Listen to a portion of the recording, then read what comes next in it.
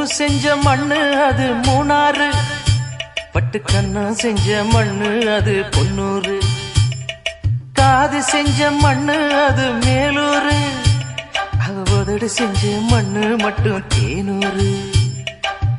கருப்பு கூந்தல் செஞ்சது கரிசப்பட்டி மண்ணுங்க, தங்க கழுத்து செஞ்சது சங்ககிரி மண்ணுங்க,